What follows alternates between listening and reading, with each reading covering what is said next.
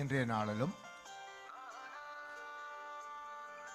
வேத தியானத்துக்காக திருப்பிக் கொள்வோம். மத்தேயு சுவிசேஷ புத்தகம் 7வது அதிகாரம் 24 இருந்து 27 உள்ள வசனங்களை வாசிப்போம். 24 இருந்து 27 மட்டும். ஆகையால் நான் சொல்லிய இந்த வார்த்தைகளை கேட்டு இவைகளின்படி செய்கிறவன் எவனோ அவனை கன்மலையின் மேல் தன் வீட்டை கட்டின புத்தியுள்ள மனுஷனுக்கு ஒப்பிடுவேன்.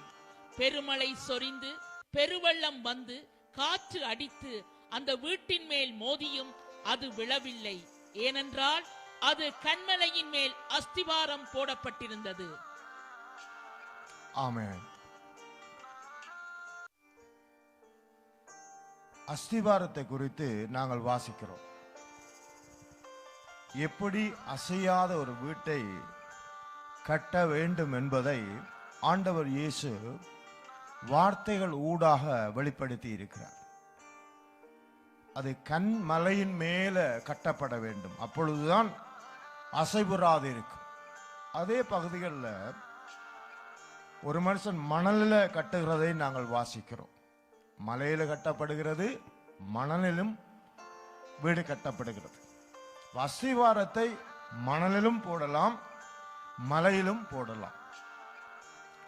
ஆனால் புத்தியுள்ள மனுஷன் மலையிலை மலையிலை தன்னுடைய வீட்டை கட்டுகிறதை நாம் வாசிக்கிறோம். நாமும் புத்தி உள்ளவர்களாக இருக்க வேண்டும் என்பது தேவனுடைய திட்டமாக இருக்கிறது. ஆமென். புத்தி உள்ளவர்களாக இருக்க வேண்டும் என்பது தேவனுடைய திட்டமாக இருக்கிறது. ரெண்டும் வீடுதான், ரெண்டும் அஸ்திவாரம் தான். ஆனால் ஒன்று புத்தியாக போடப்படுகிறது, ஒன்று புத்தி இல்லாமல் போடப்படுகிறது. ஆமென்.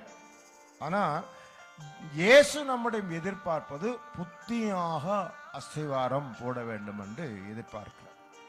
நம்முடைய ஆன்மீக வாழ்க்கை, கிறிஸ்தவ வாழ்க்கையில நாம் நம்முடைய ஆவிக்குரிய நிலையை நாம் ஸ்திரப்படுத்த வேண்டும் என்பது ஆண்டவருடைய சித்தம். ஸ்திரமாக ஆவிக்குரிய வாழ்க்கை இருக்க வேண்டும் என்பது ஆண்டவருடைய சித்தமாக இருக்கிறது. ஆமென்.